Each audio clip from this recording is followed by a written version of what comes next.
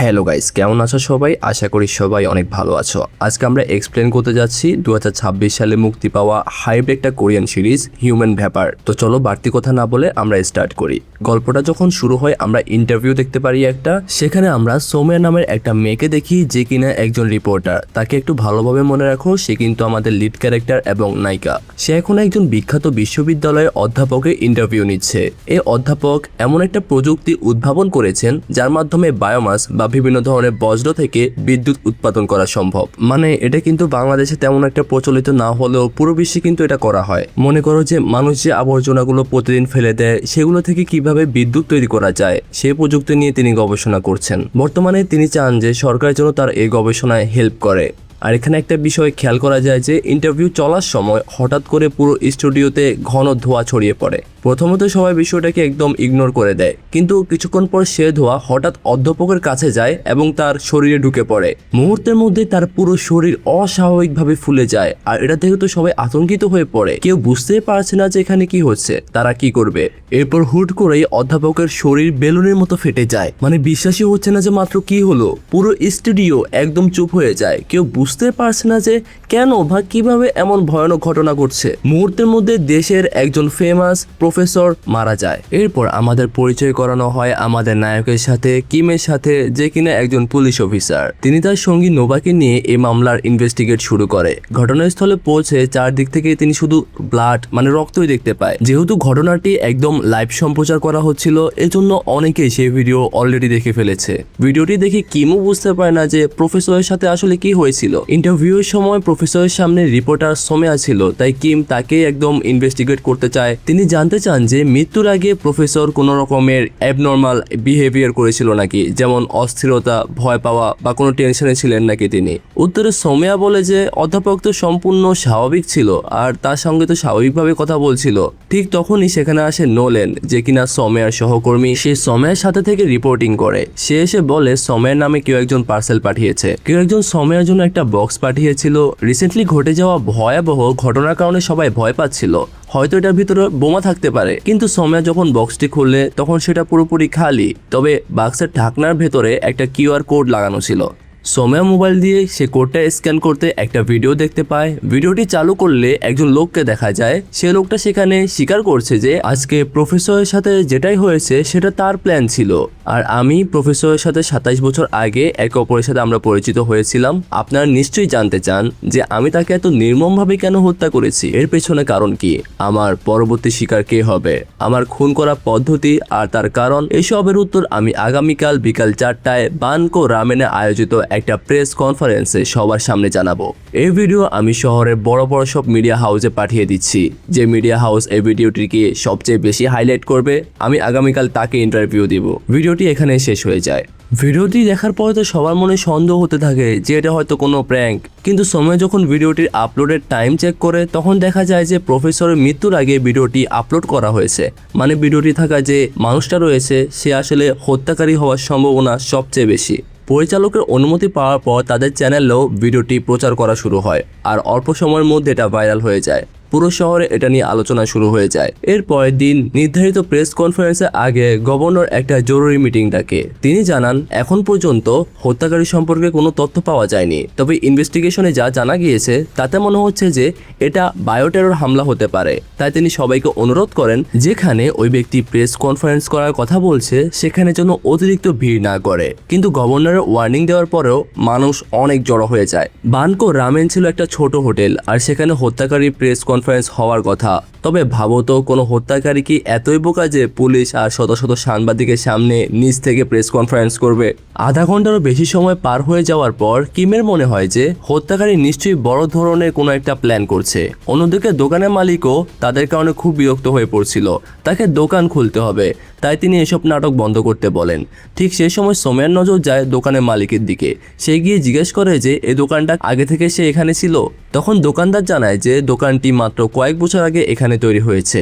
এরপর সোমেয়া একটু খোঁজ খবর নেয়। সে জানতে পারে যে বানকো রামেন নামে আরেকটা হোটেল আছে যেটা 27 বছর আগে তৈরি হয়েছিল, কিন্তু বর্তমানে পরিত্যক্ত অবস্থায় পড়ে রয়েছে। সামিয়া যখন সে পুরনো হোটেলে যায় তখন সেখানে রহস্যময় হত্যাকারী এসে দেখতে পায়, অর্থাৎ অনেকক্ষণ ধরে সে হোটেলে বসে তাদের অপেক্ষা করছিল। এরপর সোমেয়া তার নিউজ চ্যানেলের জন্য হত্যাকারীর লাইভ সাক্ষাৎকার নিচ্ছিল। সে জিজ্ঞেস করে যে আপনি কে, আর প্রফেসরকে এত নির্মমভাবে কেন হত্যা করেছেন। লোকটি উত্তর দেয়, আমি অতীত থেকে এসেছি, যেখানে আমি অত্যাচার আর ধ্বংসই দেখেছি। এরপর সে জানায় প্রফেসরকে সে প্রতিশোধ নেওয়ার জন্য হত্যা করেছিল। প্রফেসর তার নিজের অপরাধের শাস্তি পেয়েছে। সোমেয়া আবার প্রশ্ন করে যে তিনি কি অপরাধ করেছিলেন। ওই লোকটা একটা শব্দ বা একটা নাম উচ্চারণ করে, হোয়াইট সেন্টার। সোমেয়া জানতে চায় যে হোয়াইট সেন্টার কি। লোকটা বলে যে এটার কথা এখন আর কেউ জানে না, কিন্তু এটা অতীতে ছিল। যারা হোয়াইট সেন্টারে নির্যাতন চালিয়েছিল আমি তাদের একজন একজন করে খুঁজে বের করে হত্যা করব। লাইভ টেলিকাস্টের কারণে পুলিশ জানতে পারে হত্যাকারী ওই হোটেলে রয়েছে। সঙ্গে সঙ্গে কিম পুরো পুলিশ বাহিনী নিয়ে সেখানে পৌঁছায়। হত্যাকারী যখন সেখান থেকে বেরিয়ে যেতে নেয়, সোমেয়া তার নাম জানতে চান। তখন সে বলে যে আজ থেকে পুরো পৃথিবী আমাকে হিউম্যান ভেপার নামে চিনবে। এরপর সে বেরোতেই সেখানে পুলিশ চারদিক থেকে তাকে ঘিরে ফেলে, কিন্তু এত সহজে তো সে আত্মসমর্পণ করবে না। মুহূর্তে তার শরীর ধোঁয়ায় পরিণত হয় এবং প্রচণ্ড বিস্ফোরণ ঘটায়। বিস্ফোরণের কারণে পুলিশের মনোযোগ অন্যদিকে সরে যায়। সেই সুযোগে সে একে একে অনেক পুলিশ সদস্যের উপর হামলা চালায়, তবে সে কাউকে এখানে হত্যা করে না, গুরুতরভাবে আহত করে। কিন্তু এমন সময় সেখানে সুযোগ পেয়ে কিম তাকে গুলি করে, কিন্তু গুলির কোনো প্রভাবই যেন তার উপর পড়ে না। এরপর সে নর্দমা দিয়ে পালিয়ে যায়, কিন্তু যাওয়ার সময় সে প্রমাণ হিসেবে তার কোটটা সেখানেই রেখে যায়, যাতে পুলিশ বুঝতে পারে যে সে আসল, আর পুলিশ পরে সেটা উদ্ধার করে। এরপর সিন শিফট হয়। আমরা ওবাতা নামের একজন ব্যক্তিকে দেখতে পাই। তিনি টেলিভিশনে হিউম্যান ভেপারের খবর দেখছিলেন। ভিডিওতে যখন হোয়াইট সেন্টারের নাম উচ্চারণ করা হয় তখনই ওবাতা ভীষণ ভয় পেয়ে যায়। তার মুখে আতঙ্ক স্পষ্ট দেখা যাচ্ছিল।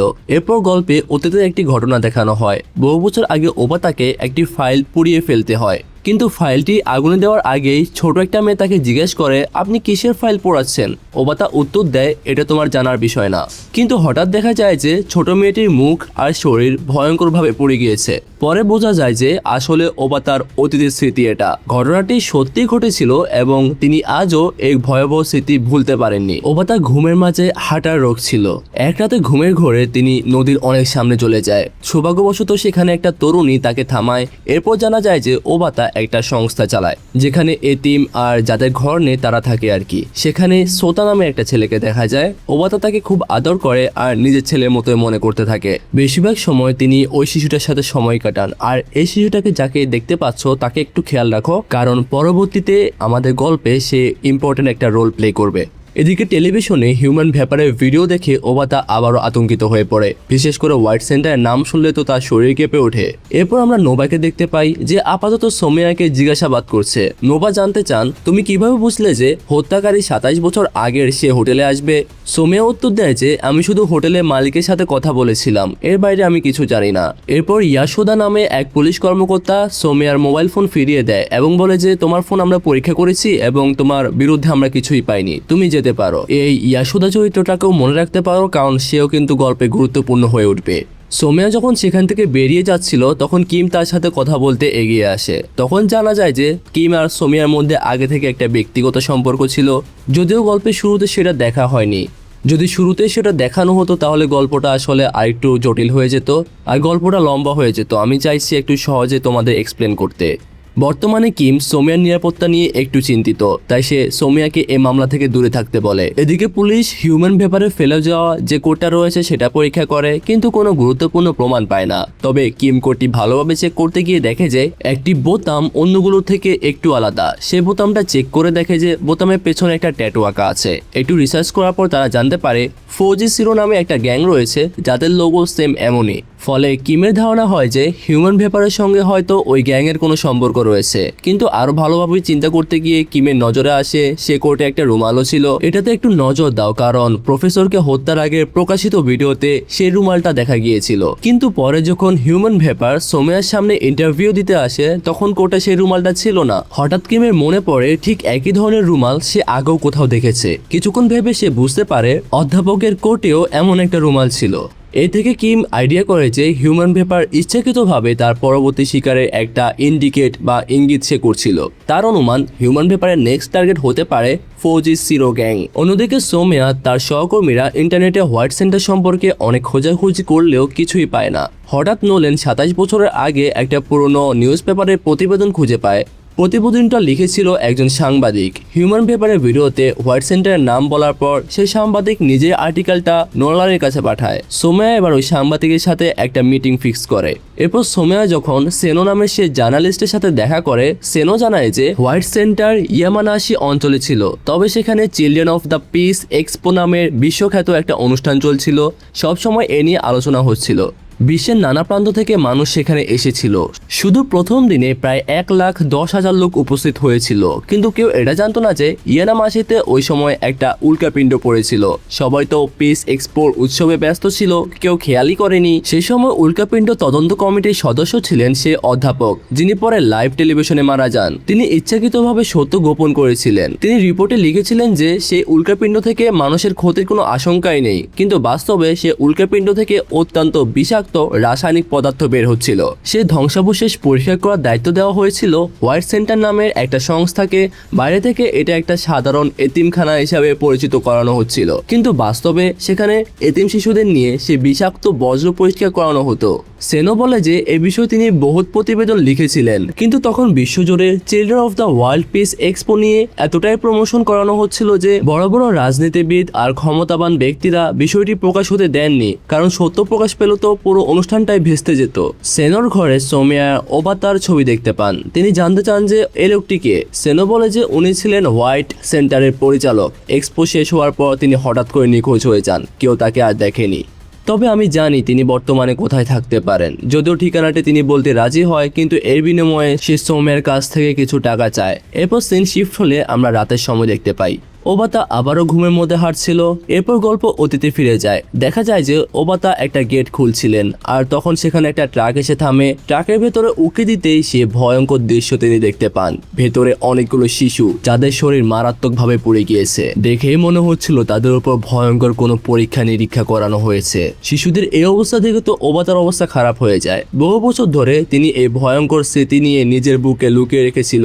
তিনি সত্যটা সবাইকে জানাতে চাচ্ছিলেন, কিন্তু একথা জানালে তো বা প্রকাশ করলে তো তাকেও হত্যা করা হবে। বর্তমানে তিনি আত্মগোপনে রয়েছেন এবং অতীতের জন্য নিজেকে দোষারোপ করছেন। পরদিন কিম আর তার সহকর্মী নোভাকে ফৌজি সিরো গ্যাংয়ের উপর নজর রাখতে দেখা যায়। কিম নিশ্চিত যদি হিউম্যান ভ্যাপারের পরবর্তী টার্গেট গ্যাং হয়, তাহলে যে কোনো সময় তাদেরকে শেষ করতে খুনি সেখানে হামলা করতে পারে। ঠিক তখনই কয়েকজন তরুণ তরুণীর একটা দল গ্যাংটির কাছে আসে। অন্যদিকে সোমিয়া জানতে পারে যে সিজুতা নামের একটা জায়গায় বর্তমানে ওবাতা একটা আশ্রয়কেন্দ্র চালাচ্ছিল। রিসার্চ করে তারা জানতে পারে যে ওই এলাকায় প্রায় 30 থেকে 40টি সংস্থা রয়েছে। তারা আরেকটু ভালোভাবে রিসার্চ করলে তারা একটা ছবি খুঁজে পায়, যেটা সোশ্যাল মিডিয়াতে আপলোড করা হয়েছিল, যেখানে ওবাতাকেও দেখা যায়। এভাবে তারা ওবাতার বিষয় জানতে পারে। এরপর তারা ওবাতার ফোন নাম্বার কালেক্ট করে তাকে কল করে। সোমিয়া তার সাথে কথা বলে এবং হোয়াইট সেন্টার সম্পর্কে জানতে চায়, কিন্তু ওবাতা এখানে মিথ্যা বলে যে এসব বিষয়ে আমি কিছুই জানি না। তখন সোমিয়া বলে যে আমরা জেনে গিয়েছি যে আপনি হোয়াইট সেন্টারের ডিরেক্টর ছিলেন, নিশ্চয়ই হিউম্যান ভ্যাপারের ব্যাপারে আপনি অবশ্যই শুনেছেন। সেই ঘোষণা দিয়েছে হোয়াইট সেন্টারের সাথে জড়িত সবাইকে সে হত্যা করবে। আপনার নামও সেখানে কিন্তু থাকতে পারে। সে তো আমার সামনেই সেই প্রফেসরকে হত্যা করেছিল। আমি সেই সাংবাদিক যিনি তার সাক্ষাৎকার নিচ্ছিলাম। আপনি যদি আমাকে সত্যিটা বলেন, তাহলে পুরো বিশ্বের সামনে আমি সেটা তুলে ধরবো, আর আপনার সাহায্যে আসল ক্রিমিনালরা শাস্তি পাবে। তবু ওবাতা একই কথা বলে যে আমি এসব সম্পর্কে কিছু জানি না। এটা বলে সে ফোনটা রেখে দেয়। কিন্তু বাস্তবে অতীতের ঘটনাগুলো তাকে ভেতর থেকে কুড়ে কুড়ে খাচ্ছিল। ফোন কেটে তিনি বিছানার নিচ থেকে একটা হোয়াইট সেন্টারের গোপন ফাইল বের করে, যেটা একটা ইম্পর্টেন্ট ফাইল ছিল সেখানে জড়িত সবার নোংরা অপরাধের প্রমাণ এই ফাইলে ছিল। ফাইলের ভেতর অসংখ্য নিরীহ মানুষের ছবি ছিল, যাদের উপর নিষ্ঠুর এক্সপেরিমেন্ট চালানো হয়েছিল। কারো পুরো শরীর আগুনে ঝলসে গিয়েছিল, তো কারো শরীর একদম কাটা ছিল। ছবিগুলো এতটাই ডিস্টার্বিং ছিল যে দেখলেই গা শিউরে উঠবে। কিন্তু ফাইলে একটা ছবি দেখে ওবাতা আরো বেশি ভয় পেয়ে যায়। সেখানে বর্তমানে সবচেয়ে আলোচিত হিউম্যান ভ্যাম্পায়ার যে রয়েছে তার ছবিও ছিল। পরদিন সকালে ওবাতা নিজেই সোমিয়াকে কল করে। তিনি বলে যে হোয়াইট সেন্টারে সে ফাইলটি তার কাছে রয়েছে, আমি সেটা তোমার হাতে তুলে দিতে চাই। বহু বছর ধরে এ বোঝা আমি লুকিয়ে রেখেছিলাম, এবার সব সত্য প্রকাশ করে আমি একটু হালকা করতে চাই। ফাইল নেওয়ার জন্য সোমিয়া তাকে একটা ঠিকানা দেয় এবং সেখানে আসতে বলে। সোমিয়া যখনই ওবাতার সাথে দেখা করতে স্টুডিও থেকে বের হয়, ঠিক একই সময় ফৌজির সিরো গ্যাংয়ের সদস্যরাও কোথাও যাওয়ার জন্য বের হচ্ছিল। গ্যাংটি বের হতেই কিম তাদের ফলো করা শুরু করে। অন্যদিকে সোমিয়া তার সহকর্মীকে নিয়ে একটা ক্যাফেতে যায় যেখানে ওবাতার সাথে তার দেখা করার কথা ছিল। কিন্তু ক্যাফেতে ঢোকার পর সোমিয়ার কয়েকজন লোককে দেখে একটু ডাউট হতে থাকে। তার সন্দেহ হতে সে তার ব্যাগ নিয়ে এবং তার পার্টনার সহ দ্রুত সেখান থেকে বেরিয়ে যায়। কিন্তু কিছুক্ষণের মধ্যে কয়েকজন লোক তাদের ফলো করতে থাকে, আর তারা যখন প্রাণ বাঁচাতে দৌড়ে একটা পার্কিং এরিয়াতে চলে যায়, সেখানে আগে থেকে আরো কয়েকজন তাদের জন্য অপেক্ষা করছিল। তারা চারদিক থেকে সোমিয়া ও তার সহকর্মীকে ঘিরে ফেলে। তারা সোমিয়ার ব্যাগ ছিনিয়ে নেয় এবং সে এপস্টেইন ফাইলটা খুঁজে বের করতে থাকে। কিন্তু ফাইল সেখানে না পেয়ে একটা ছেলে সোমিয়ার দিকে বন্দুক তাক করে আর বলে যে বল এপস্টেইন ফাইলটা কোথায়, এখনই বল, না হলে আমি তোকে মেরে ফেলবো। ঠিক সেই সময় কিমও সেখানে হাজির হয়ে যায়। কিমকে দেখে গুন্ডারা সোমিয়াকে জোর করে গাড়িতে তুলে নিয়ে যাওয়ার পালানোর চেষ্টা করে, কিন্তু কিম নিজের গাড়ি দিয়ে তাদের গাড়িতে সজোরে ধাক্কা মারে এবং দুই পক্ষের মধ্যে সেখানে ফাইট শুরু হয়ে যায়। শেষ পর্যন্ত আমাদের নায়ক নায়িকাকে উদ্ধার করতে পারে। তখন নায়ক জিজ্ঞেস করে যে ওই গ্যাংয়ের লোকেরা তোমার পেছনে কেন লেগেছে। নায়িকা উত্তর দেয় যে আমি জানি না, আমি শুধু ওবাতার সাথে দেখা করতে গিয়েছিলাম। তিনি হোয়াইট সেন্টারের ডাইরেক্টর ছিল এবং আমাকে একটা গুরুত্বপূর্ণ ফাইল দিতে চেয়েছিলেন, কিন্তু কিভাবে যেন গ্যাংয়ের লোকরাও জেনে গিয়েছে যে আমি এই ফাইলটা নিতে এসেছি। এখানে নায়িকা বুঝে যায় যে ওবাতার জীবনও এখন মারাত্মক ঝুঁকির মধ্যে রয়েছে। এদিকে ওবাতা গাড়ি চালিয়ে নায়িকার সাথে দেখা করতে যাচ্ছিল। হঠাৎ মাঝ রাস্তায় তিনি গাড়ি থামান। আসলে একজন লোকের গাড়ি নষ্ট হয়ে গিয়েছিল। ওবাতা তাকে হেল্প করতে যায়। ওবাতা তাকে বলে যে এখান থেকে একটু দূরে একটা দোকান রয়েছে, আমি ফোন করে একটা মেকানিক ডেকে দিচ্ছি। ওবাতা ফোন বের করতেই ঠিক সে মুহূর্তে সোমিয়ার কল আসে। সোমিয়া তাকে কল করে একটু সাবধানে থাকতে বলে। সে বলে যে কিছু লোক আপনার পিছু নিয়েছে, তারা আমাকেও মারার চেষ্টা করেছে, আপনাকে হত্যা করতে পারে। ওবাতা শান্তভাবে জবাব দেয় যে মৃত্যুকে তো আমি আর ভয় পাই না, আমি শুধু মরার আগে আমার পাপের প্রায়শ্চিত্ত করতে চাই। সোমিয়া তখন জিজ্ঞেস করে যে কোন পাপের কথা বলছেন আপনি। ওবাতা তখন বলা শুরু করে যে হোয়াইট সেন্টারের এতিম আর গৃহহীন মানুষের আশ্রয় দেওয়ার জন্য তৈরি করা হয়নি, বরং সেই নিষ্ঠুর মানুষগুলো তাদের হিউম্যান ফিউল হিসেবে ব্যবহার করার পরিকল্পনা করেছিল। সেসব অনাথ শিশুদের এ দুনিয়াতে কেউই ছিল না, তারা এই সমাজের জন্য বলি হতে যাচ্ছিল হিউম্যান ফিউল হিসেবে। যখন আগের পরিচালক এর প্রতিবাদ করেছিল, সেই জল্লাদগুলো তাকে হত্যা করে। এরপর আমার মতো এক গরিব মানুষকে হোয়াইট সেন্টারের নতুন পরিচালক বানানো হয়। সোমিয়া ওবাতাকে জিজ্ঞেস করে যে এসবের পেছনে কারা ছিল। ওবাতা তখন জানায় যে মোফো নামের একটা সংগঠন এই কাজের সাথে ইনভলভ ছিল, আর সেই সংগঠনের কথা ওই ফাইলেও রয়েছে। কিন্তু তিনি আর কিছু বলার আগেই হঠাৎ করে ওই ছেলেটি পেছন থেকে এসে তাকে খুব নৃশংসভাবে মারতে থাকে। পুরো ঘটনা সোমিয়া কলে শুনছিল, কিন্তু সে কিছুই করতে পারছিল না। তারপর তার সঙ্গে নিয়ে আসা সে ফাইলটি ওই ছেলেটি তার সাথে নিয়ে যায়। ভিডিওর এই মুহূর্তে ছোট্ট একটা কমার্শিয়াল ব্রেক রয়েছে, কাইন্ডলি ভিডিওটা একটু টেনে মূল ভিডিওতে চলে যাও। হ্যালো ফ্রেন্ডস, একটা অসাধারণ প্ল্যাটফর্মের ব্যাপারে বলতে যাচ্ছি যেটা পিএসজি স্পন্সর করে। সামনে ফিফা ওয়ার্ল্ড কাপ শুরু হতে যাচ্ছে। ফুটবল লাভারদের জন্য অনেক অনেক বড় অপরচুনিটি। 11 জন ফুটবল ওয়ার্ল্ড কাপ শুরু হবে। তুমি তোমার ফেভারিট টিমকে সাপোর্ট করতে পারো, লাইভ ম্যাচ দেখতে পারবে দুনিয়ার যে কোনো প্রান্ত থেকে, ম্যাচের ইনসাইট এবং অনুমান করতে পারো স্কোর, আর সাথে উইনও হতে পারো। এছাড়াও এখানে আরো অনেক খেলা রয়েছে, যেমন ক্রাশ, চিকেন রোড। এখানে তুমি অনেক উপহারও জিততে পারো, যেমন BMW, আইফোন, ল্যাপটপ এবং আরো অনেক কিছু। আর স্ক্রিনে দেওয়া প্রোমো কোড রেজিস্ট্রেশনে ইউজ করলে প্রথম ডিপোজিটে পাবা 50,000 রুপি, আর ফ্রি স্পিন তো থাকছেই। এখানে উইনিং মানি খুব সহজেই উঠানো যায়, যেমন আইপে, সাম্পাত, বিসওয়া, ক্যাশ এবং অন্যান্য উপায়ে। এন্টারটেইনের জন্য এটা ইউজ করতে পারো, যেমন অনেকেই করে। তো কমেন্ট চেক করো, রেজিস্ট্রেশন করো আর রিওয়ার্ড যেত। তো এবার চলো আমরা মূল ভিডিওতে যাই। এরপর পুলিশ সেখানে যায় আর তদন্ত করতে থাকে। পুলিশ সেখানে সে ফাইলটি খোঁজার চেষ্টা করে, কিন্তু ফাইলটি তো সে ছেলেটি তার সঙ্গে নিয়ে গেছে।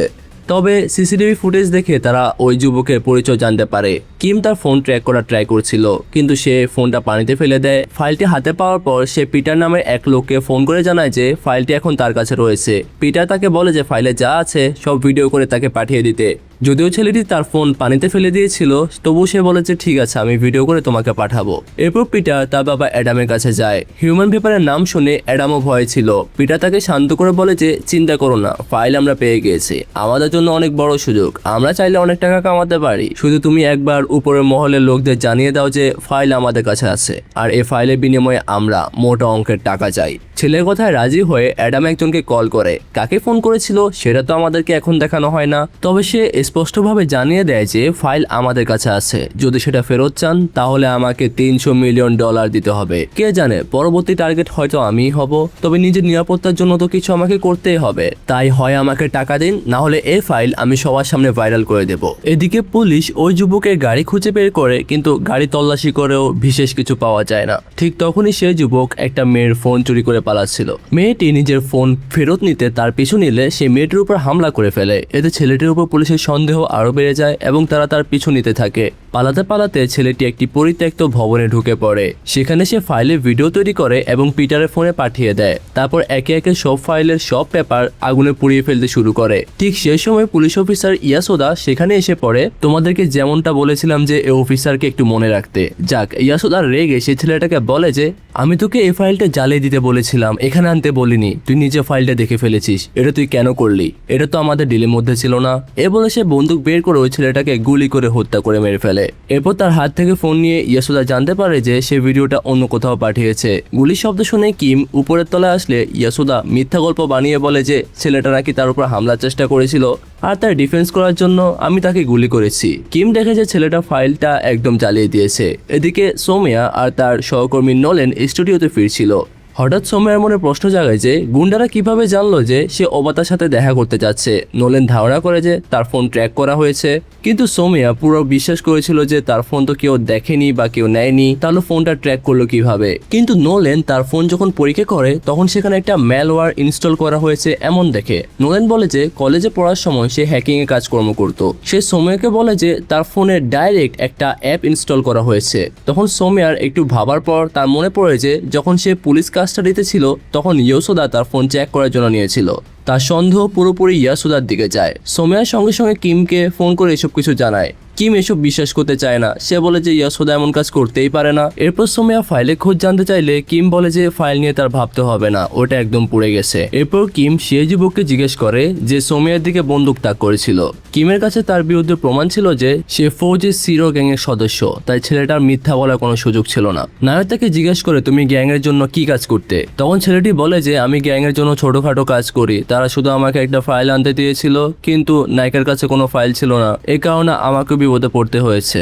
এরপর দেখা যায় হিউম্যান ভ্যাপার ফৌজি সিরো গ্যাংয়ের উপর হামলা করে দেয়, অর্থাৎ নায়কের অনুমান একদম ঠিক ছিল। কিন্তু যে সময় তাদের উপর হামলা করতে আসে তখন নায়ক সেখানে ছিল না। অ্যাডাম ও পিটার এখান থেকে পালিয়ে যাওয়ার চেষ্টা করে, কিন্তু হিউম্যান ভ্যাপার অ্যাডামকে ধরে ফেলে।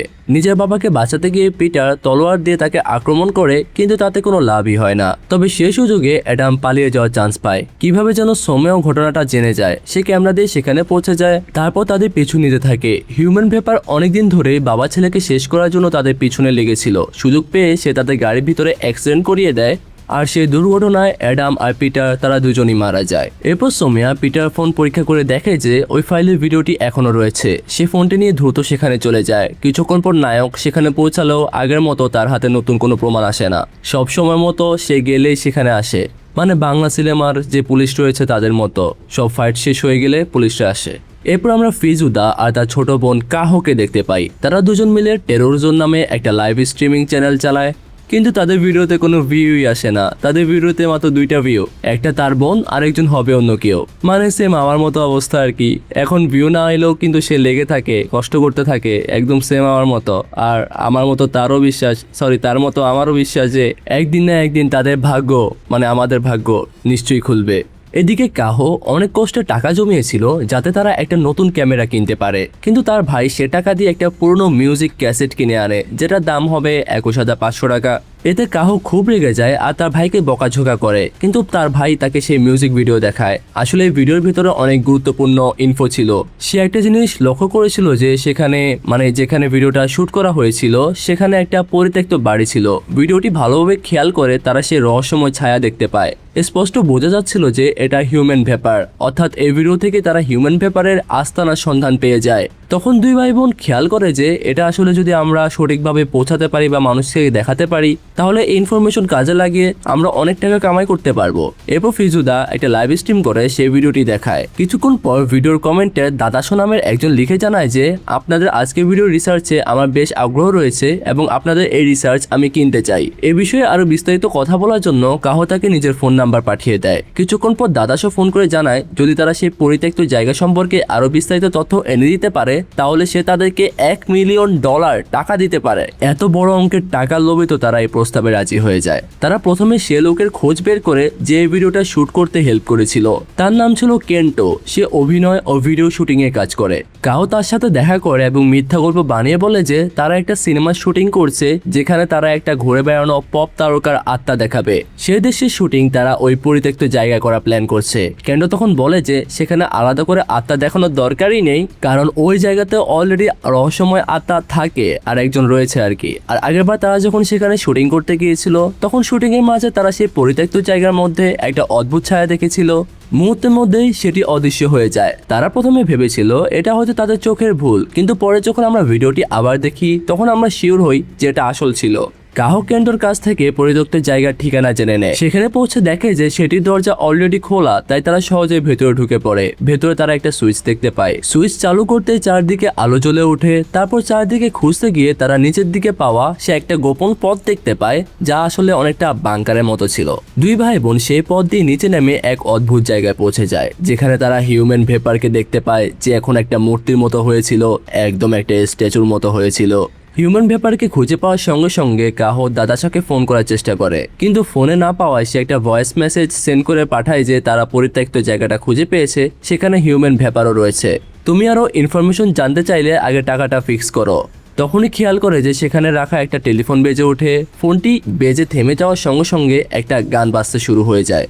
দুই ভাই বোন দ্রুত একটা জায়গায় লুকিয়ে পড়ে। গান বাজতেই হিউম্যান ভেপারের মূর্তির চোখ থেকে পানি পড়া শুরু হয়ে যায়। সে অশ্রু মাটিতে পড়তেই মূর্তিটি আবারও মানুষের রূপে চলে আসে, অর্থাৎ হিউম্যান ভেপার আবার জীবন্ত মানুষ হয়ে যায়। এরপর সে টেলিফোনে কারোর সাথে কথা বলতে থাকে। ফোনের ওপাশে থাকা ব্যক্তি কাউকে হত্যা করার অর্ডার দেয়। নিজের কোট পরে সে লোকটা খুন করতে বেরিয়ে যায়।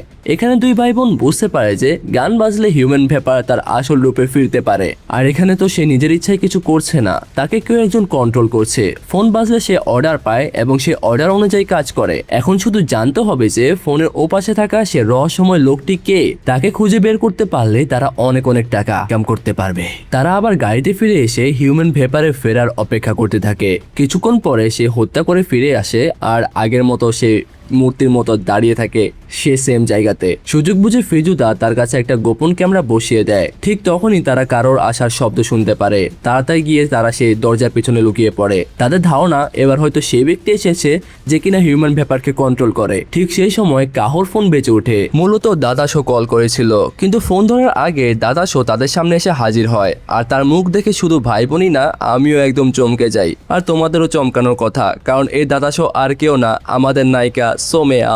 আসলে সোমেয়া ভুয়া পরিচয়ে তাদের সাথে যোগাযোগ করেছিল এবং কাহোর ফোন নাম্বার ট্র্যাক করে সে সহজে সে জায়গায় পৌঁছে গিয়েছিল। তবে সোমেয়ার বিষয়ে বলার আগে কাহিনী আবার 27 বছর আগে ফিরে যায়, যেখানে দেখা যায় যে হোয়াইট সেন্টারের ভিতরে কিছু শ্রমিককে জোর করে কাজ করানো হচ্ছে। সেখানে আমরা একটা ছোট্ট মেয়েকে দেখতে পাই। এই হোয়াইট সেন্টারে সাতসুকি নামের আরেকটা মেয়ে ছিল। এই ছোট মেয়েটি বেশিরভাগ সময় তার সাথে থাকতো, কথা বলতো। একদিন হোয়াইট সেন্টারে কয়েকজন সরকারি কর্মকর্তা আসে। তারা নিজেদের পরিবেশ বিভাগের লোক বলে পরিচয় দেয় এবং পরিষ্কার পরিচ্ছন্নর জন্য তাদের কিছু শ্রমিক দরকার ছিল এমনটা জানায়। বিনিময়ে তারা স্বাভাবিক মজুরির চেয়ে 4 গুণ বেশি টাকা দিবে। এত বেশি পারিশ্রমিকের কথা শুনে অনেকে কাজ করার জন্য এগিয়ে আসে। তাদের মধ্যে সাতসুকিও ছিল। আসলে সে অনেক টাকা কামাই করে এই জায়গা থেকে চিরতরে বিদায় হতে চেয়েছিল বা বের হতে চেয়েছিল আর কি। কিন্তু বাস্তবে তো একদম উল্টা ঘটনা ঘটে। রাতে সব শ্রমিককে ট্রাকে তুলে আবার হোয়াইট সেন্টারে ফিরিয়ে আনা হয়। মরি নামের একজন তখন সবাইকে ওবাতার কাছে নিয়ে যায়, কিন্তু ওবাতা সে শ্রমিকদের ফিরিয়ে নিতে যায়। কেন এমন করে সেটা একটু পরে ক্লিয়ার হওয়া যাবে। এই সময় ছোট মেয়েটি ট্রাকের কাছে এসে সাতসুকিকে ডাকতে থাকে, কিন্তু কোনো সাড়া না পেয়ে সে ট্রাকের উপর উঠে একদম ভিতরে তাকাতে থাকে। সেখানে গিয়ে সে দেখে যে ট্রাকের যত শ্রমিক ছিল সবাই মারা গিয়েছে, তাদের বডি বাজেভাবে পড়ে গেছে। অবস্থা এতটাই ভয়ঙ্কর ছিল যে সেটা ক্লিয়ার ভাবে দেখানোর মতো না। মেয়েটি চুপি চুপি ট্রাকের ভেতরে লুকিয়ে পড়ে। ওবাতা বডিগুলো দেখে আতঙ্কিত হয়ে যায় এবং সেগুলো নিতে অস্বীকার করে। তখন মরি মৃতদেহগুলো অন্য কোথাও গিয়ে গোপনে সরিয়ে ফেলার সিদ্ধান্ত নেয়, কিন্তু পথে কিছু লোক তার ট্রাকের সামনে এসে দাঁড়ায়। মরি ট্রাক থেকে নামে তাদের সাথে হাতাহাতি করতে থাকে। সেই সুযোগে ছোট্ট মেয়েটি ট্রাক থেকে নেমে পালিয়ে যায়। ঘুরতে ঘুরতে সে একটা ছোট্ট হোটেলের সামনে পৌঁছায়। খেয়াল করলে দেখবে সেটা আসলে বানকো রামান হোটেলে, যেটা পরবর্তীতে হিউম্যান ভ্যাপার সোমিয়াকে ইন্টারভিউতে দিয়েছিল। আর এই হোটেলে আমাদের পরিচয় হয় রেন নামের একটা ছেলের সাথে, যে কিনা ভবিষ্যতে হিউম্যান ভেপার হবে। কিন্তু কিভাবে সে হিউম্যান ভেপার হয় সেটা আসলে পরে জানা যাবে। রেন ছোট্ট মেয়েটাকে নিয়ে তার কাছে এগিয়ে যায়, কিন্তু মেয়েটা তাকে দেখে ভয়ে পালিয়ে যেতে থাকে। তখন রেন তাকে খাবার খাওয়ানোর কথা বলে। এতে মেয়েটি থেমে যায় কারণ সে ক্ষুধার্ত ছিল। রেন তাকে বলে যে চলো আগে আমরা একসাথে খাবার খেয়ে নিই, তারপর আমরা তোমার পরিবারকে খুঁজবো। অনেক বোঝানোর পর মেয়েটি তার সাথে যেতে এবং খাবার খেতে রাজি হয়। সেদিন হুট করে রেনের অনুরোধ করা গানটি রেডিওতে বাজানো হয়। আসলে সে প্রতি সপ্তাহে নিজের প্রিয় গানটি বাজানো অনুরোধ করে রেডিও স্টেশনকে চিঠি পাঠাতো। আর এই গানটি ভবিষ্যতে তাকে হিউম্যান ভেপারে ট্রান্সফার করার সাথে রিলেটেড ছিল। যদিও গানটি সবার পরিচিত না, তবে শুনলে শান্তিই লাগে। এরপর রেন ছোট্ট মেয়েটির কাছে তার নাম জানতে চায়। মেয়েটি তখন নাম বলে। তার নাম ছিল সোমিয়া, মানে আমাদের নায়িকা। আর রেনের সাথে থাকা সে ছোট মেয়েটি ছিল ভবিষ্যতের সোমিয়া, যাকে তোমরা দেখেছো আর কি। এরপর গল্প আবার বর্তমানে ফিরে আসে। সেখানে সোমিয়া সে গুরুত্বপূর্ণ ফাইলটি ফিজুতার হাতে তুলে দেয় এবং তাকে বলে যে হোয়াইট সেন্টারের সাথে কানেক্টেড যত অপরাধী ও দোষী ব্যক্তি আছে তাদের সবার নাম এই ফাইলের মধ্যে আছে। মোফো নামের একটি সংগঠনই এই সব কিছুর মূল হোতা। হিউম্যান ভেপার এখন পর্যন্ত যাদের হত্যা করেছে তাদের সবার নাম এই ফাইলে রয়েছে। তবে সেখানে কাই নামের একজনের নাম আসে যে মোফু সংগঠনের সাথে জড়িত, কিন্তু আসলে সে কে সেটা তো আমি জানি না। শুধু তার সকল অপরাধ আর কালো কর্মকাণ্ড মানুষের সামনে তুলে ধরতে চাই। এরপর আমি নিজে আত্মসমর্পণ করব আর এই ফাইলটি তোমার হাতে তুলে দেব। তোমরা চাইলে এটা আবার লাইভ স্ট্রিমে প্রকাশ করতে পারবে, তবে তার আগে তোমাদের এই বিষয়টি গোপন রাখতে হবে। বিনিময়ে আমি তোমাদেরকে 1 মিলিয়ন না বরং 2 মিলিয়ন দিতে রাজি আছি। 2 মিলিয়নের কথা শুনে তো ফিজুদা তার প্রস্তাবে রাজি হয়ে যায়, কিন্তু কাহো এটা মানতে পারে না। সে বলে যে হোয়াইট সেন্টারের অপরাধীদের বিরুদ্ধে তোমার প্রতিশোধ নেওয়ার ইচ্ছা আছে সেটা আমি বুঝি, কিন্তু হত্যা তো শেষ পর্যন্ত হত্যাই। যদি তুমি সত্যি তাদের মুখোশ খুলে দিতে চাও তাহলে তুমি একজন প্রকৃত সাংবাদিকের মতো তাদের অপরাধগুলো সবার সামনে প্রকাশ করো, তাদেরকে গ্রেফতার করো। এখন থেকে তুমি যদি আরো একজনকেও হত্যা করো তাহলে তোমার আসল পরিচয় আমি সবার সামনে ফাঁস করে দেব। মানে এখানে কাহো সোমিয়ার প্ল্যানের সাথে একমত ছিল না। সিন শিফট হলে আমরা কিমকে দেখতে পারি। হিউম্যান ভেপার এখন পর্যন্ত যাদেরকে হত্যা করেছে তাদের সব ঘটনার মধ্যে সম্পর্ক খুঁজে বের করার চেষ্টা করছে সে। কিম লক্ষ্য করে প্রতিবারই খুনি ইচ্ছাকৃতভাবে এমন কিছু প্রমাণ রেখে যাচ্ছে যা থেকে বোঝা যায় যে পরবর্তী শিকার কে হতে পারে। এবার সে নিজের কোর্টের কাছে একটা পুলিশের ব্যাজ রেখে গেছে। এর মানে তো স্পষ্ট আমরা বুঝতে পারছি যে সে যে কোনো একজন পুলিশ অফিসারকে মারবে হয়তো। যেখানে অ্যাডামের মৃত্যু হয়েছিল সেখান থেকে পুলিশ তার মোবাইল ফোনও পায়, কিন্তু সমস্যা হলো ফোনে থাকা ফাইলের ভিডিওটি মুছে ফেলা হয়েছিল। তখন ইয়াসুদা বলে যে এটা নিশ্চয়ই সোমিয়া মেয়েটার কাজ, কারণ সেদিন তো সে ফলো করছিল। যদিও কিম পুরোপুরি বিশ্বাস করে না, তবু সত্যি জানার জন্য সে সোমিয়ার কাছে যায় এবং জিজ্ঞেস করে তুমি সেই ভিডিওটা মুছে ফেলেছ, তুমি এই কাজটা কেন করলে? সোমিয়া শান্তভাবে উত্তর দেয় যে আমি তো আগেই তোমাকে বলেছিলাম তোমাদের পুলিশ ডিপার্টমেন্টে একজন বিশ্বাসঘাতক রয়েছে। কিন্তু কিম সেটা মানতে রাজি হয় না। সে বলে যে আমাদের ডিপার্টমেন্টে এত নিচু কাজ কেউ করবে না। তখন সোমিয়া বাধ্য হয়ে সে ফাইলটি কিমকে দেখায় এবং বুঝতে পারে যে সোমিয়া আসলে সত্যি কথাই বলছে। হিউম্যান ভেপার এখন পর্যন্ত যাদেরকে মেরেছে তাদের সবার নাম ফাইলে ছিল। আর হিউম্যান ভেপার এরপর যে পুলিশ অফিসারকে মারবে সে লোকটা আর কেউ না, কিমের চাচা। সে একজন জেনারেল। যদিও তার কথা আগে বলা হয়নি, তবে তিনি কিমকে এই মামলার দায়িত্ব দিয়েছিলেন। আর তিনিও কিন্তু মোফু সংগঠন যেটা রয়েছে সেটার সাথে জড়িত ছিল। অন্যদিকে আমরা ফিজুদা আর কাউকে দেখতে পাই। কাহো যদি সোমিয়ার প্রস্তাব মেনে নিত তাহলে তারা 2 মিলিয়ন টাকা পেতে পারত, কিন্তু কাহো তা রিজেক্ট করায় ফিজুদা খুবই হতাশ হয়ে যায়, কারণ সে অনেক টাকা কামাতে চায়। মানে টাকা ছাড়া সে আর কিছুই বুঝে না। অন্যদিকে কাহোর কাছে তো টাকার কোনো মূল্য নাই। সে তার ভাইয়ের সাথে যেভাবে আছে তাতে সে সুখী, তবে ফিজুদার মাথায় তো অন্য কিছু ঘুরছিল। রাতে সে হিউম্যান ভেপারের কাছে যায় এবং তার কাছে একটা ইচ্ছার কথা বলে, তবে সে ইচ্ছা কি ছিল তখন দেখানো হয় না। এটা সম্পর্কে আমরা পরে জানতে পারবো। এরপর আমাদের নায়ক কিম নায়িকা সোমিয়াকে নিয়ে তার চাচার বাড়িতে যায়। কিম তখন তাকে সে ফাইল দেখায় এবং তার মুখে আতঙ্কের ছাপ ফুটে এসেছিল। নায়ক তো এখানে একদমই বিশ্বাস করতে পারছিল না যে তার চাচা এত বড় একটা অপরাধ করতে পারে। তবে জেনারেল স্বীকার করে নেয় যে উল্কাপিণ্ডের ধ্বংসাবশেষ পরিষ্কার করতে গিয়ে যতজন হোয়াইট সেন্টারের শ্রমিক মারা গিয়েছিল সরকারি ফাইলে তাদের সবাইকে নিখোঁজ বলে দেখানো হয়েছিল। তখন সোমিয়া বলে যে তাদের সবাইকে তো মানব জ্বালানি হিসেবে ব্যবহার করা হয়েছিল, তাদের জীবনে কি কোনো মূল্যই ছিল না? তখন জেনারেল উত্তর দেয় যে এই কাজটা করা খুবই ইম্পর্টেন্ট ছিল, না হলে 2 লাখের বেশি মানুষ মারা যেত। আর যদি আমি সেদিন সেই সিদ্ধান্ত না নিতাম তাহলে না জানি কত পরিবার ধ্বংস হয়ে যেত। আর যাদেরকে ব্যবহার করা হয়েছিল তাদের তো কোনো পরিবারই ছিল না, তাদের কেউ ছিল না। আর সবচেয়ে বড় কথা হচ্ছে আমি শুধু আমার ওপরের থেকে যে অর্ডার এসেছিল সেটা ফুলফিল করেছি। তখন সোমিয়া বলে যে রেন নামের একটা ছেলে ছিল, তাকে উল্কাপিণ্ড পরিষ্কার করার কাজে পাঠানো হয়েছিল, আর আজ সে ছেলেই হিউম্যান ভেপারে পরিণত হয়েছে। খুব শীঘ্রই সে আপনাকে হত্যা করতে আসবে, তবে তার আগে আমাদেরকে জানতে হবে মফু সংগঠনে কাই লোকটা আসলে কে। তখন জেনারেল বলে যে এই বিষয়ে আমি তোমাদেরকে কিছুই বলতে পারবো না। আর কিছু বলতে রাজি না হওয়ায় কিম আর সোমিয়া সেখান থেকে চুপচাপ চলে আসে। এরপর ফিজুদা তার ভ্যানে বসে থাকতে দেখি আমরা সে গোপনে হিউম্যান ভেপারের একটা ভিডিও করছে আর সেটা নিজের চ্যানেলে আপলোড করে দেয়। আর কয়েক মিনিটের মধ্যে ভিডিওটি ভাইরাল হয়ে যায় আর সবাই সেটা নিয়ে কথা বলতে থাকে। ভিডিওতে হিউম্যান ভেপার কিমের চাচাকে মারার হুমকি দিচ্ছিল, আরও বলে যদি জেনারেল মিডিয়ার সামনে এসে হোয়াইট সেন্টারের সমস্ত সত্য প্রকাশ করে দেন তাহলে সে তাকে হত্যা করবে না। হোয়াইট সেন্টারের সঙ্গে জড়িত যে অপরাধী রয়েছে নিজের সাথে সাথে সে সবার মুখোশটা খুলতে হবে, সবাইকে এক্সপোজ করতে হবে, নয়তো খুব তাড়াতাড়ি আমি তাকে খুন করব। আসলে এই ভিডিওটি ফিজুদাই হিউম্যান ভেপারকে দিয়ে রেকর্ড করিয়ে নিয়েছিল। এরপর ইউসুদাকে দেখা যায় সে অনেক টাকা নিয়ে পিটারের কাছে আসে। এই টাকা তাদের কাই দিয়েছিল।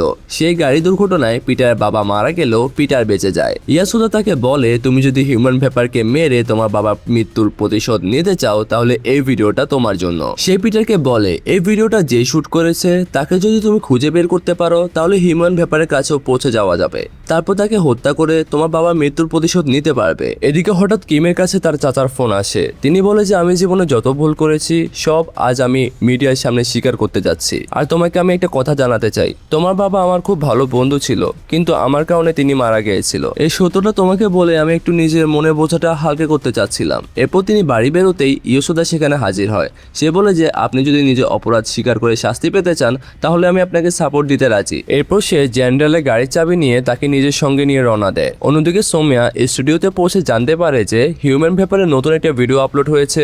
ভিডিওটি ফিজুদার চ্যানেলে আপলোড করা হয়েছে। বিষয়টি দেখে সোমিয়ার সন্দেহ হয় নিশ্চয়ই ফিজুদা এর সাথে জড়িত আছে। তাই সে কাহুকে ফোন করে কিন্তু কাহু তো ফোন রিসিভ করে না। এদিকে ইয়োসুদা জেনারেলকে নিয়ে মিডিয়া হাউসের দিকে রওনা দিল। মাঝপথে একটা নির্জন জায়গায় গাড়ি থামায়। এরপর সেখানে ঠান্ডা মাথায় সে জেনারেলকে গুলি করে হত্যা করে। কিছুক্ষণ পর সবাইকে জানানো হয় জেনারেল আত্মহত্যা করেছে। কিম সেই জায়গায় গিয়ে দেখে যে জেনারেলের হাতে একটা বন্দুক ধরা এবং তিনি নিজের গলায় শুট করেছেন। এরপর রাতের সময় দেখানো হয় যে কাহু তখন ঘুমিয়েছিল।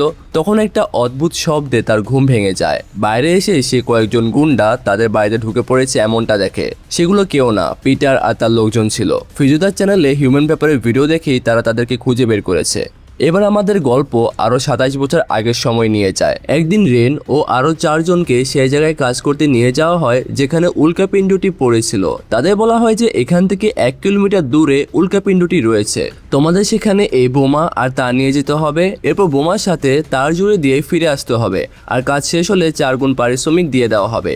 বেশি টাকার লোভে কেউ এই কাজটা মানা করেনি, কিন্তু সেখানে পৌঁছানোর আগেই একে একে সবাই আগুনে পুড়ে মারা যেতে থাকে। তারা আসলে কেউ জানতো না যে তাদের সাথে এত ভয়ঙ্কর ঘটনা ঘটবে। রেন তখন বুঝতে পারে যে আগে থেকেও অনেক মানুষ এ কাজে পাঠানো হয়েছিল তাদেরকে, কিন্তু সবাইকে একইভাবে পুড়িয়ে মারা হয়েছে। শেষ পর্যন্ত একমাত্র রেনই উল্কাপিণ্ডের কাছে পৌঁছাতে পারে। সে বোমাটি উল্কাপিণ্ডের ঠিক নিচে রেখে সেটার সাথে কানেক্ট করে দেয়। তো কাজ শেষ করে তো তখনই তার পুরো শরীরে আগুন পুড়তে শুরু করেছে আর কোনো মতে দৌড়ে সে বাইরে আসে। বোমার বাটন চাপার আগেই রেন বাইরে চলে আসে এবং সামনে দাঁড়ানো যে মরি রয়েছে তার কাছে জীবনে ভিক্ষা চায়, কিন্তু মরি তাকে লাথি মেরে নিচে ফেলে দেয়। সবার সামনে রেন যন্ত্রণায় ছটপট করতে করতে মারা যায়। আর শেষ পর্যন্ত সেখানে বোমার সুইচটা কে চেপেছিল জানো? এটা হচ্ছে সে প্রফেসর যাকে গল্পের শুরুতে ইন্টারভিউ চলার সময় হিউম্যান ভেপার হত্যা করেছিল। তাহলে তো তোমরা বুঝতে পারছো যে সে প্রফেসর কোনো ইনোসেন্ট মানুষ ছিল না, অপরাধী ছিল। আর তখন সেখানে বাটন প্রেস করতেই একটা জোরাল ধামাকা হয়। তখন সে মুহূর্তে রেনের দেহ ধোয়া হয়ে অদৃশ্য হয়ে যায়। এরপর গল্প আবার বর্তমানে ফিরে আসে। এখন সবাই জেনে গিয়েছে যে হিউম্যান ভেপারের পরবর্তী লক্ষ্যকে। তাই কিমের চাচাকে নিয়ে চারদিকে তুমুল আলোচনা হচ্ছিল।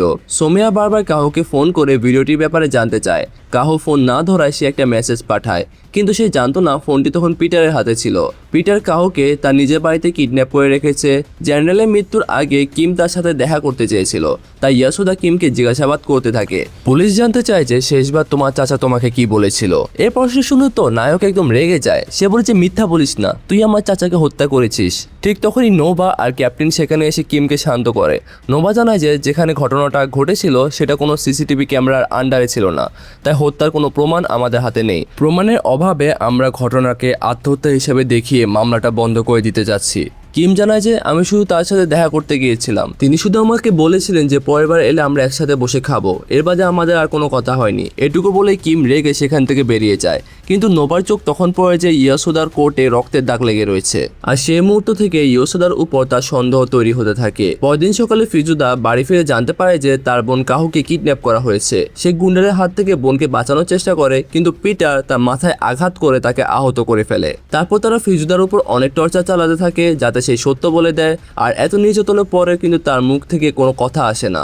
তখন পিটার কাউকে মেরে ফেলা হুমকি দেয়। পিটার বলে যে সত্যি করে বল, হিউম্যান ভেপার তোমার কাছে এই ভিডিওটি কেন পাঠিয়েছে, সে তোমাকে কিভাবে চেনে, সব বলো, না হলে আমি তোমার বোনকে মেরে ফেলবো। বোনকে প্রাণে বাঁচানোর জন্য ফিজুদার হাতে আর কোনো উপায় ছিল না, তাই সে সব সত্যি বলে দেয়। সে বলে যে আমি হিউম্যান ভেপারকে কন্ট্রোল করছিলাম, তাকে কন্ট্রোল করা সম্ভব। এখনও পিটার তার কথায় বিশ্বাস করছিল না, এজন্য সে বলে যে তাহলে দেখাও তাকে কিভাবে কন্ট্রোল করা যায়। এদিকে সোমিয়া কিমের চাচির সাথে দেখা করে এবং সে গোপন ফাইলটি দেখিয়ে তাকে পুরো সত্যটা জানায়। সে তাকে বলে আপনার স্বামী মফু নামে একটা গোপন সংগঠনের সদস্য ছিল। মিডিয়ার সামনে তিনি পুরো সত্যি প্রকাশ করতে যাচ্ছিলেন, এজন্য গোপন সংগঠনই তাকে হত্যা করেছে। তখন কিমের আন্টি বলে যে মফু সম্পর্কে কিছুই জানো না তুমি। আসলে আমার স্বামী কলেজে পড়ার সময় তার বন্ধুদের নিয়ে একটা ব্র্যান্ড বানিয়েছিলেন, আর এই ব্র্যান্ডের নামই ছিল মফু। ছবিটি দেখে সোমিয়া জিজ্ঞেস করে যে এদের মধ্যে কাই কে। তখন তিনি সোমিয়াকে ছবিতে কাই যে রয়েছে তাকে দেখিয়ে বলে যে ওই ছিল এই ব্র্যান্ডের লিডার, বা কিছুদিন আগে সে কিন্তু আমাদের সাথে দেখাও করতে এসেছিল। তখনই সোমিয়া বুঝতে পারে যে আসল কাই কে। কাই আর কেউ না, এই শহরের গভর্নর, যাকে সবাই সিমুরা নামে চেনে। অর্থাৎ এতদিন যা কিছু ঘটেছে তা কিছু তার আন্ডারে হয়েছে। সোমিয়া যখন জানতে পারে যে এইসব কিছুর পিছনে কে রয়েছে, সে সঙ্গে সঙ্গে একটা নম্বরে ফোন করে।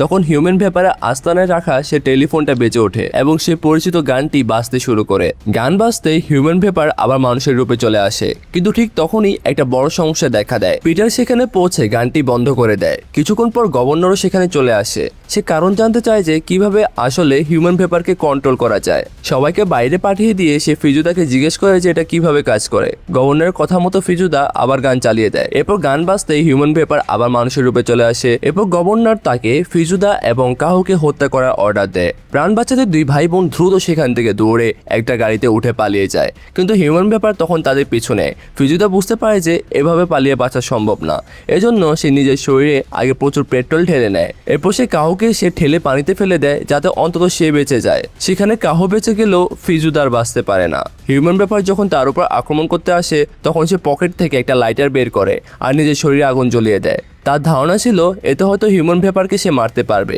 কিন্তু এমনটা হয় না। ফিজুদা মারা যায় আর কাহু কিন্তু তখন প্রাণে বেঁচে যায়। এরপর গভর্নর সব টেলিভিশন চ্যানেলে ঘোষণা দিয়ে দেয় যে হিউম্যান ভেপারকে আসলে কন্ট্রোল করছিল সোমিয়া। এখন পর্যন্ত হিউম্যান ভেপার যতজনকে হত্যা করেছে সব নাকি সোমিয়ার অর্ডারে হয়েছে। এই ইনফরমেশন আমরা ফিজুদা আর কাহুর চ্যানেল থেকে জানতে পেরেছি। পাশাপাশি গভর্নর সবাইকে বলে যে দরকার না হলে কেউ যেন বাড়ির বাইরে বের না হয়। সোমিয়া বুঝতে পারে যে তার পরিচয় সবার সামনে ফাঁস হয়ে গিয়েছে এবং তার বিরুদ্ধে অ্যারেস্ট ওয়ারেন্টও জারি হয়ে গিয়েছে, তাই সে নিজেই কিমের সামনে এসে সারেন্ডার করে ফেলে। কিম তো তাকে এত সহজে গ্রেফতার করতে চায় না, কারণ সে সোমিয়াকে একদম ভালোবেসে ফেলেছে, তাই সে সোমিয়াকে নিয়ে সেখান থেকে পালিয়ে যায়। কিম সোমিয়ার কাছে পুরো সত্যটা জানতে চায়। প্রথমে সে জিজ্ঞেস করে যে তুমি হোয়াইট সেন্টারে কিভাবে পৌঁছেছিলে।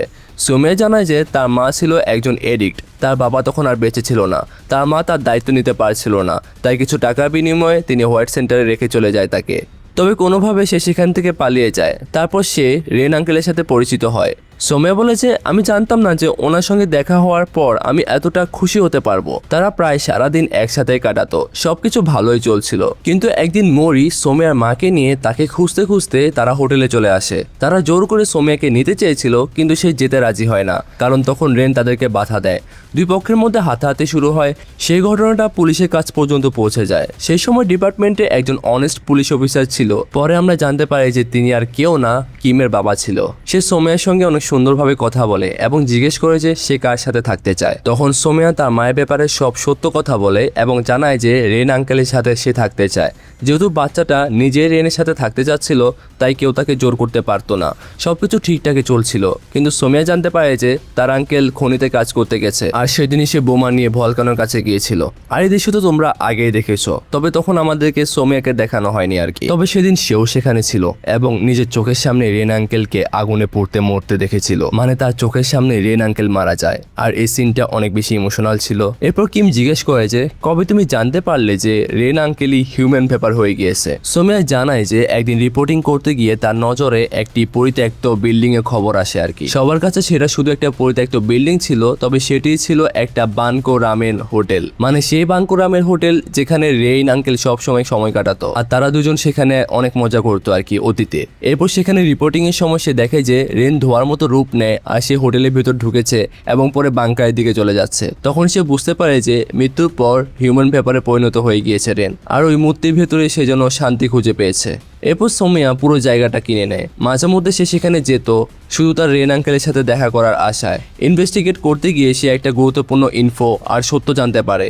রেনকে যে লোক সে খনিতে পাঠিয়েছিল সে ছিল মরি, আর এরপর সে মরি সম্পর্কে আরো গুরুত্বপূর্ণ ইনফো জানতে পারে। সোমিয়া জানতে পারে যে মরি এখন এই শহরে রয়েছে আর তার কারণে একটা 10 বছরের শিশুর মৃত্যু হয়েছিল। একদিন সোমিয়া রেন আঙ্কেলের পাশে বসে এসব কথা বলছিল। সে রেনের প্রিয় গানটাও বাজিয়ে দিয়েছিল। সোমিয়া তাকে বলে যে মানুষটার কারণে আপনার এই অবস্থা হয়েছে আমি তাকে খুঁজে পেয়েছি, তাহলে আপনি এখন বলুন যে তার সাথে আমি কি করব। সে শুধু একটা কথাই বলে, তোমার একটা ইচ্ছার কথা বলো। সোমিয়া লক্ষ্য করে যে রেন একদম হুঁশে নেই, সেজন্য একবার একটা রোবটের মতো যাকে অর্ডার দিলে সে কাজ করবে। সোমিয়া ভেবেছিল মরিকে খুন করার চেয়ে তার অপরাধ প্রকাশ করাই ভালো। যদি মরি নিজের অপরাধ স্বীকার করে তাহলে তো তাকে আর মারার দরকার নেই। এরপর সে মরির কাছে গিয়ে জিজ্ঞাসাবাদ করে, কিন্তু মরি কিছুতেই নিজের অপরাধ স্বীকার করে না। অবশেষে সোমিয়া তাকে প্রথমবারের মতো মানে রেনকে তার ইচ্ছার কথা জানায়। সে রেনকে অর্ডার দেয় যে মরিকে খুন করতে হবে। তখন সবচেয়ে প্রথমে সে রেনের সাহায্য নিয়ে মরিকে টর্চার করে আর তার থেকে সেসব লোকের নাম বের করে যারা হোয়াইট সেন্টারের শ্রমিকদের সাথে অন্যায় করেছিল। যেখানে প্রথমে আসে সে প্রফেসরের নাম, তারপর অ্যাডামের কথা যে ফৌজি সিরোগ্যাং চালাতো সেটাও বলা হয়, আর তারপর আসে কিমের আঙ্কেলের নাম। এর বাইরে মরি আর কখনো কারো নাম জানতো না, কারণ সে কেবল অর্ডার পালন করছিল। সব সত্য বের করার পর রেন মরিকে মেরে ফেলে। এভাবে সোমিয়া তার প্রতিশোধের খেলা শুরু করেছিল হিউম্যান ভ্যাপারের সাহায্যে। প্রথমে সে প্রফেসরকে তারপর অ্যাডামকে হত্যা করায়। এদিকে কিম জানতে পারে যে পুলিশ হোটেলের দিকে আসছে। আসলে হোটেলে যে বৃদ্ধা মালিক ছিল সে পুলিশকে খবর দিয়েছে। তবে পুলিশ পৌঁছানোর আগেই কিম ও সোমিয়া গাড়িতে করে সেখান থেকে পালিয়ে যায়। পথে যাওয়ার সময় হঠাৎ কাহো সোমিয়াকে ফোন করে জানায় যে গভর্নর এখন হিউম্যান ভ্যাপারকে চাইলে নিজের কন্ট্রোলে নিয়ে নিতে পারবে। অলরেডি সে কন্ট্রোলে নিয়ে নিয়েছে। সেই হিউম্যান ভ্যাপারকে কাহো আর তার ভাই ফিজুদাকে হত্যা করার অর্ডার দিয়েছিল। ফিজুদা মারা গিয়েছে কিন্তু কাহো এখনো বেঁচে আছে, আর তাই তার ধারণা হিউম্যান ভ্যাপার আবার ফিরে আসবে এবং তাকেও মেরে ফেলবে। সোমিয়া সঙ্গে সঙ্গে বলে যে আমাদের যত দ্রুত সম্ভব দেখা করতে হবে, না হলে সে তোমাকেও মেরে ফেলবে। এরপর সে কাহোকে একটা লোকেশনে আসতে বলে। কাহো আগে থেকে সে লোকেশনে পৌঁছে যায়, তবে সে নিজের সামনে হিউম্যান ভ্যাপারকে আসতে দেখে এবং ভয়ে লুকিয়ে পড়ে। তার মনে হয় যে এবার তাকে মেরেই ফেলবে, তাই সে লুকায়। তবে আশ্চর্যের বিষয় হলো হিউম্যান ভ্যাপার তাকে একবার আক্রমণ না করে একদম পাশ কাটিয়ে চলে যায়। সত্য জানার জন্য কাহো চুপি চুপি তার পিছনে। ঠিক তখনই সোমিয়া আর কিমো সেখানে পৌঁছে কাহোকে দেখতে পারে। সোমিয়া গাড়ি থেকে নেমে কাহোর পিছনে, অর্থাৎ সামনে হিউম্যান ভ্যাপার, তার সামনে কাহো আর কাহোর পেছনে সোমিয়া। কাহো দেখে যে হিউম্যান ভ্যাপার একটা দোকানের ভেতরে ঢোকার কিছুক্ষণের মধ্যে সেখানে ভয়ঙ্কর বিস্ফোরণ ঘটে। এই ঘটনাটি বোঝার জন্য আমাদেরকে একটু সময় পিছনে নিয়ে যেতে হবে। তখন ইলেকশনের টাইম চলছিল। শুরুতে গভর্নরের ভোট একদম কমে যাচ্ছিল, কিন্তু হিউম্যান ভ্যাপারের তাণ্ডব শুরু হওয়ার পর থেকে মানুষ আবার গভর্নরকে সাপোর্ট করতে থাকে। একটু আগে যে দোকানটাতে হিউম্যান ভ্যাপার ঢুকেছিল সেটা আসলে গভর্নর ছিল। সেখানে গভর্নরের সব লোকজন ছিল যারা পরের দিন সমাবেশের প্রস্তুতি নিচ্ছিল। গভর্নর নিজেও তাদের উৎসাহ দিতে সেখানে পৌঁছায়, কিন্তু ঠিক সেই সময় হিউম্যান ভ্যাপার এসে দোকানের ভেতর একটা বড় বিস্ফোরণ ঘটিয়ে সেখান থেকে চলে যায়।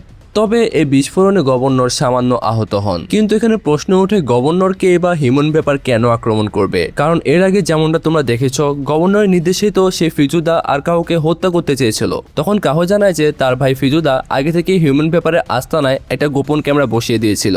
সেই ক্যামেরা ফুটেজ দেখলে বোঝা যাবে যে গভর্নরের উপর হামলার নির্দেশ আসলে কে দিয়েছিল। এরপর তিনজন সে পরিত্যক্ত বিল্ডিং এ যায় যেখানে আর কেউ ছিল না। ভেতরে গিয়ে তারা ক্যামেরা রেকর্ডিং চালিয়ে দেখে যে সেখানে গভর্নর এসেছিল।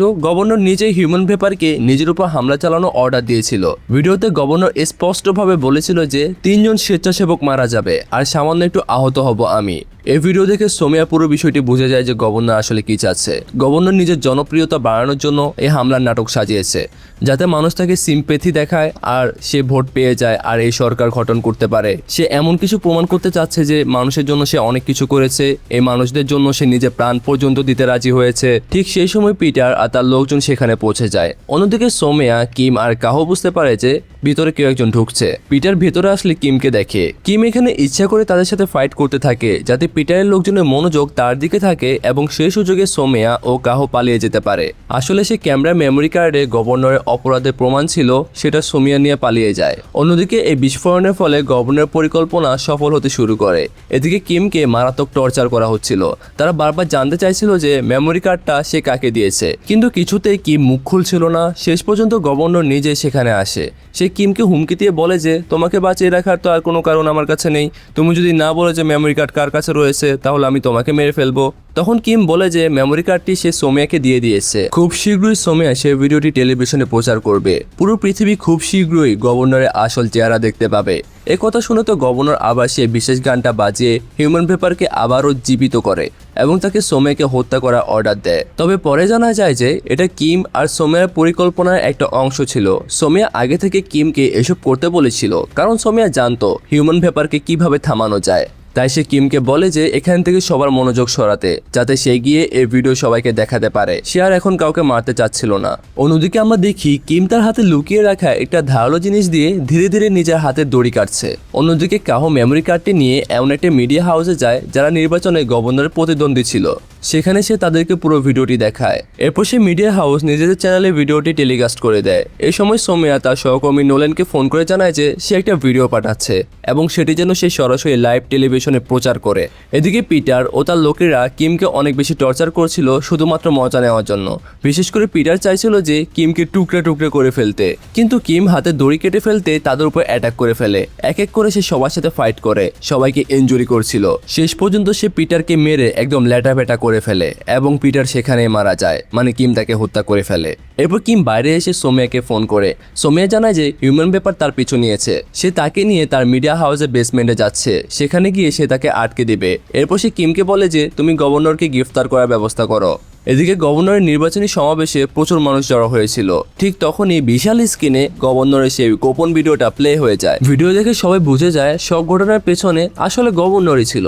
মুহূর্তে জনতা তাকে ছেড়ে চলে যায় আর তার বিরুদ্ধে অ্যারেস্ট ওয়ারেন্টটি জারি হয়। কিম তার পুরো টিম নিয়ে গভর্নর অফিসে গিয়ে তাকে গ্রেফতার করে নেয়। সেই সময় সুযোগ পেয়ে ইয়োশোদা কিমকে গুলি করতে যাচ্ছিল, ঠিক তখনই নোভা এসে তাকে বাধা দেয়। দুজনের মধ্যে ভয়ঙ্কর ফাইট শুরু হয়ে যায়। যেমনটা তোমরা দেখেছিলে যে নোভা কিন্তু তাকে সন্দেহ করেছিল।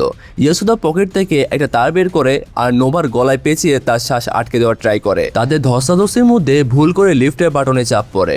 লিফটের দরজা খুলতে নোভা তাকে লিফটের ভেতরে ধাক্কা দিয়ে ফেলে দেয়, আর তারটিও তখন ইয়োশোদার শরীরে জড়ানো ছিল। সে সময় লিফট চালু হয়ে উপরে চলে যায় আর ইয়োশোদা সে প্লেসে এমন একটা সিচুয়েশনে পড়ে সে সেখানে মারাই যায় টোটালি। এদিকে কিম দৌড়ে গিয়ে আবার ছাদের উপরে গিয়ে গভর্নরকে দেখতে থাকে। গভর্নর হাতেও একটা বন্দুক ছিল যা সে কিমের দিকে তাক করেছিল, কিন্তু সে কিমকে গুলি করতে না বরং নিজে আত্মহত্যা করতে চাচ্ছিল। সে পেছনের দিকে পড়ে যেতে শুরু করলে কিম তাকে দৌড়ে গিয়ে ধরে ফেলে। গভর্নর আর বাঁচতে চাইছিল না, কারণ তার সব অপরাধ সবার সামনে এক্সপোজ হয়ে গিয়েছে। এরপর কিমের হাত যখনই ছুটে যায় তখন তার টিম এসে তাকে ধরে ফেলে আর শেষ পর্যন্ত গভর্নরকে তারা অ্যারেস্ট করে। অন্যদিকে হিউম্যান ভেপার তখনও সোমিয়াকে মারার বা হত্যা করার জন্য তার পিছু নিয়েছিল। সোমিয়া দৌড়ে গিয়ে তার মিডিয়া হাউসে বেসমেন্টে চলে যায় আর সেখানে একটা বড় সত্য আর টুইস্ট আমরা জানতে পারি। আসলে সোমিয়া কিমকে মিথ্যা বলেছিল, হিউম্যান ভেপারকে থামানোর কোনো উপায় ছিল না। তো সে এখন করবে কি? এই মিডিয়া হাউসের বেসমেন্টে একটা শক্তিশালী লকার ছিল আর সোমিয়া প্ল্যান ছিল হিউম্যান ভেপারকে সে সেখানে সারা জীবনের জন্য বন্দি করে রাখবে। কিন্তু হিউম্যান ভেপারকে ভেতরে আটকে দেওয়ার পর সে সোমিয়ার উপর অ্যাটাক করে বসে। এই জিনিসটা কিম জানতে পারে পরে। সে সোমিয়াকে বাঁচাতে সেখানে চলে আসে, কিন্তু তখন দেখে সোমিয়া নিজেও নিজেকে সেই লকারের সাথে লক করে ফেলেছে। হিউম্যান ভেপার যখন সোমিয়াকে অ্যাটাক করছিল তখন তার অতীতের স্মৃতি যেন আবার বারবার ভেসে আসতে থাকে। তবে একটি বিষয় নোটিশ করার মতো ছিল যে হিউম্যান ভেপার অন্যদের যেভাবে টর্চার করে মারতো, সোমিয়ার ব্যাপারের ব্যাপারটা এমন না। পরে সেখানে শুধু সৌম্যার ছেঁড়া কাপড় চোপড় জায়গায় জায়গায় পড়ে থাকতে দেখা যায়। সে কি সত্যি মারা গিয়েছিল কিনা সেটা আমাদেরকে ক্লিয়ার ভাবে দেখানো হয় না। আর এরপর এই ঘটনা প্রায় 1 বছর পার হয়ে যায়, কেউ জানেই না যে সৌম্যা আর হিউম্যান ভেপার আসলে কোথায় হারিয়ে গিয়েছে। তবুও এখনো মানুষ তাদের নিয়ে আলোচনা করে। কিম প্রতি মাসে সৌম্যের কবরে গিয়ে ফুল দিতে যায়। বাড়িতে বসেও সে প্রায় সেই গানটি শুনতে থাকে যে গান বাজলে হিউম্যান ভেপার মানুষের রূপ নিত।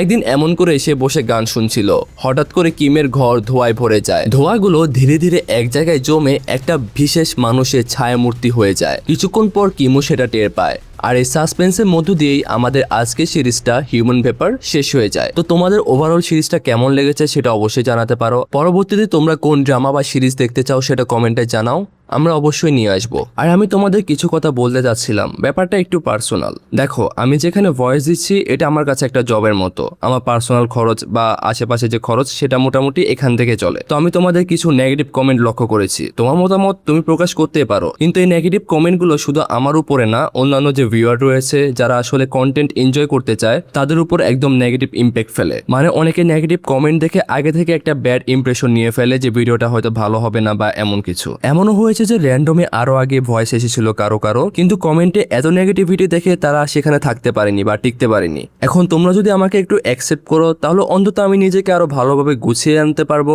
আর তোমাদের ভালো ভালো কন্টেন্ট উপহার দিতে পারবো। যেসব ট্রেন্ডিং মুভি রয়েছে সেগুলো আলামিন ভাই ট্রাই করবে নিয়ে আসার জন্য, এবং উনি যখনই ফ্রি থাকবেন তখনই ভয়েস দিবেন। তোমরা ওনার কন্টেন্ট পাবে, সমস্যা নেই। কিন্তু যে লম্বা সিরিজগুলো রয়েছে যেগুলোর ডিউরেশন অনেক বেশি হয় সেগুলো ভয়েস আমি দেবো। আর আমার ভয়েসে যেসব ড্রামা আসবে বা সিরিজ আসবে সেগুলোকে তোমরা বোনাস ভিডিও হিসেবে দেখবে এবং সেগুলো সমান তালে এনজয় করবে। তাই তোমাদেরকে আরো একবার বলছি, প্লিজ নেগেটিভ কমেন্ট করিও না। আমি আমার সর্বোচ্চ চেষ্টা করছি ইমপ্রুভ করার, ইনশাল্লাহ আরো ইমপ্রুভ করব। আমি প্রতিদিন ট্রাই করছি। যাক, এসব কথা আমি আর কখনো বলবো না।